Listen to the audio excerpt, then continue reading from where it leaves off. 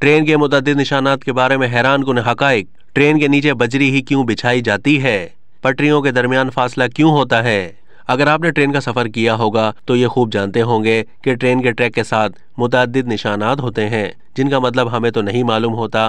तमाम इन तमाम निशानात को ट्रेन ड्राइवर समेत अमले के अरकान बड़ी अच्छी तरह जानते हैं। लेकिन ठहरे, आज हम आपको इन निशानात में से चंद एक के बारे में तफसील से बताते हैं। Number 1, W/B। साइन बोर्ड आपने अक्सर देखा होगा कि ट्रेन के ट्रैक के साथ एक बोर्ड होता है जिस पर W/B लिखा होता है। इसका मतलब यह है कि विसल बिलू यानी सीटी बजाना। इसका निशान अमूमन पुल के करीब से गुजरते हुए देखा जा सकता है।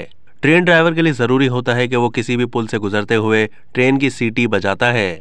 नंबर 2, पटरियों के दरमियान फासला क्यों होता है? ट्रेन की पटरियों के दरमियान इसलिए फासला रखा जाता है कि ताकि पटरी चूंकि लोहे से बनी होती है और लोहा गर्मी में फैलता है। नंबर 3, ट्रेन के आखिरी डब्बे पर एक्स का निशान क्यों होता है? इसका मतलब यह है कि ट्रेन गुजरने के बाद आखिरी डब्बे पर इसलिए एक्स का निशान लिखा जाता है ताकि नीचे खड़े अमले को यह मालूम हो सके कि यह ट्रेन का आखिरी डब्बा है।